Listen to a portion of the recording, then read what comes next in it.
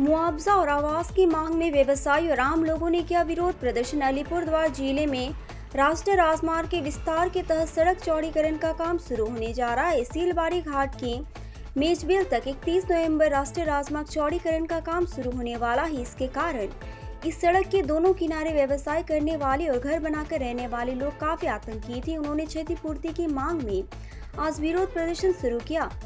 सीलबाड़ी हाट traders association के नेतृत्व में काफी संख्या में व्यवसायी और आम लोगों ने आज विरोध प्रदर्शन कर सरकार से क्षतिपूर्ति की मांग की। दरअसल 31 नंबर राष्ट्रीय राजमार्ग के चौड़ीकरण के लिए ठेकेदार के द्वारा सड़क का मापजोख का काम शुरू कर दिया गया है। इससे व्यवसायियों और आम लोगों को डर सता रहा है कि कभी भी उनकी दुकानें और घर तोड़े जा सकते हैं। यही कारण है कि क्षतिपूर्ति की मांग उन्होंने आंदोलन शुरू कर दिया है। उनका मांग है कि पहले क्षतिपूर्ति दी जाए, उसके बाद यहाँ पर काम शुरू किया जाए। अगर ऐसा नहीं किया जाता है तो जोरदार आंदोलन करेंगे। आज व्यवसायियों ने कहा कि क्षतिग्रस्त व्यवसायियों को मुआवजा और पूर्ण आवास की मांग को लेकर हम लंबे समय से आंदोलन कर रहे हैं।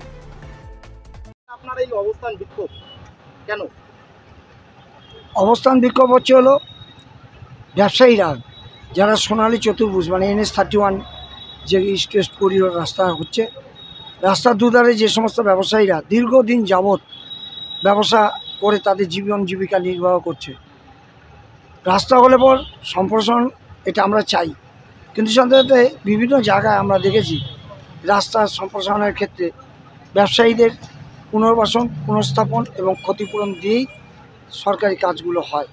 তা আমরা স্বাভাবিক, কারণ আমরা বিভিন্ন জায়গায় আমাদের এই আন্দোলন সম্পর্কে আমরা অতিবাহিত করেছি। আমাদেরকে পুনর্বাসন দেওয়া হোক, পুনর্স্থাপন দেওয়া হোক, ক্ষতিপূরণ দেওয়া হোক।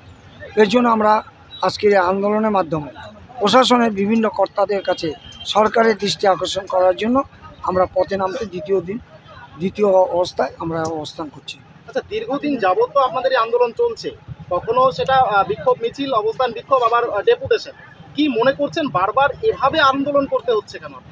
দেখুন, আমরা আন্দোলন করেই শিলতরসা ব্রিজটা পেয়েছি। আমাদের জলজান্ত প্রমাণ, এখানে শিলতরসা ব্রিজ হবে না। সোনাপুর থেকে ফালাকাটা পর্যন্ত আন্ডার রিভার যে একটা ভুল ধারণা ছিল, তার পরবর্তীতে যখন শিলবাড়ি হাটের জনগণ শিলতরসা ব্রিজ দাবি আদায় করতে পেরেছে, শিলবাড়ি আর ব্যবসায়ী সমিতিও সেই আন্দোলনের মাধ্যমে ক্ষতিপূরণ পুনর্বাসন পুনর্স্থাপন পাবে এই আশাবাদী। আমরা গণতান্ত্রিক পদ্ধতিতে আমরা আন্দোলন চালিয়ে যাব। আজকে সৌরভ চক্রবর্তীকে আপনাদের পাশে থাকতে দেখা গেল, কি আশ্বাস দিলেন তিনি? তিনি এর আগেও আমাদেরকে সহযোগিতা করেছিলেন। উনি এই রাস্তা দিয়ে যাবার পথে উনি ব্যবসায়ীদের সাথে স্বেচ্ছায় নেমে উনি আমাদেরকে আশ্বস্ত করেছিলেন। উনি ডিএম সাহেবের কাছে চিঠি লিখেছেন, ডিএম সাহেবের কাছে উনি নিয়ে গেছেন। নিয়ে যাওয়ার পর আমরা আলোচনা করেছি এবং উনি বললেনই যে 139 জন ব্যবসায়ী, তার নিশ্চয়ই ওনার নলেজে আছে যে এই ব্যবসায়ীগুলো ক্ষতিগ্রস্ত হচ্ছে। পাশাপাশি সোনাপুর, বাবুরহাট, চ্যাকর কথাও বললেন। তার স্বাভাবিক কারণে উনি একজন যে কোনো রাজনৈতিক দলের হোক, এখানে জনপ্রতিনিধি, জনসভামূলক কাজ করেন, উনি এখানে এসে বক্তব্য তিনি দিলেন। যেহেতু মোড অফ কন্ট্যাক্ট আছে, যার জন্য উনি আমাদের মঞ্চে আসলেন না। এই রাস্তা যাওয়ার পথে উনি দাঁড়িয়ে আমাদের এই আন্দোলনটাকে সমর্থন জুগিয়েছেন। আপনার নাম এবং দায়িত্ব? আমার নাম নিখিল কুমার পোদ্দার, শিলবাড়ি হাট ব্যবসায়ী সমিতির সম্পাদক।